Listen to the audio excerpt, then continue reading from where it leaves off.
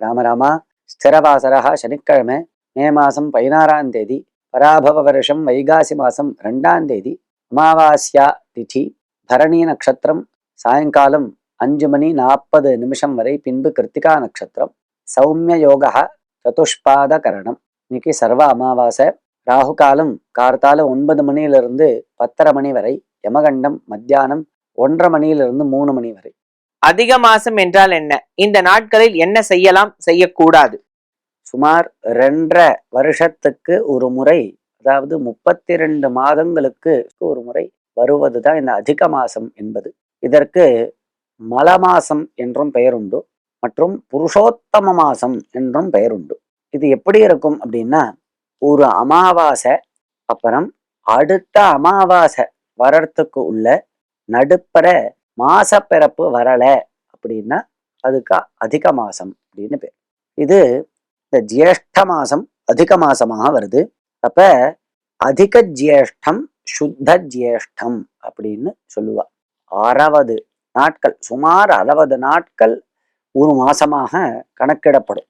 பொதுவா 30 நாட்கள் தானே, சுமார் 30 நாட்கள் அல்லது 31 நாட்கள், சில சமயங்கள்ல 32 நாட்கள் கூட வரும் தமிழ் மாசங்கள்ல.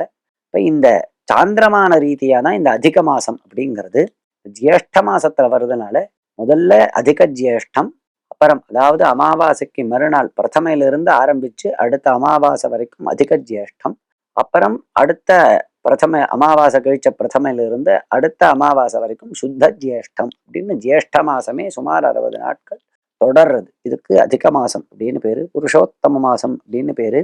இந்த மாசத்துல விசேஷமாக ஒவ்வொரு நாளும் சூரியன்ல மகாவிஷ்ணுவை, புருஷோத்தமனான நாராயணனை தியானம் பண்ணிட்டு விசேஷமாக பூஜைகள் செய்து அர்க்ய பிரதானங்கள் செய்ய வேண்டும் என்று சாஸ்திரங்கள் குறிப்பிடுறது. புண்ணிய நதிகள்ல ஸ்நானம் பண்றது, தான தர்மங்கள் பண்றதெல்லாம் ரொம்ப விசேஷம்.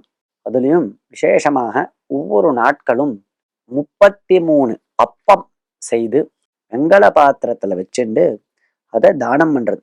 வெள்ளம், நெய் இதெல்லாம் சேர்த்து வச்சுண்டு அதிமாசேது சம்பிராப்தே குட சர்ப்பிய சமன்விதான் தத்யாதனேன மந்திரேன திரயஸ்திரிம்ஷத் அபூபகான் அப்படின்னு மகாவிஷ்ணுவுக்கு பிரீத்தியாக இந்த அபூபதானம் அப்படின்னு ஒவ்வொரு மாசமும் பண்றது மகா பாபங்கள்லாம் போக்கிடும் அப்படின்னு சாஸ்திரங்கள் சொல்றது. முழுக்க பண்ண முடியலைனாலும் என்னைக்கெல்லாம் முடிஞ்சதோ அன்னைக்கெல்லாம் இந்த அபூபதானத்தை பண்ணலாம். இது ரொம்ப விசேஷத்தை ஏற்படுத்தி கொடுக்கும். ராம்ராம்.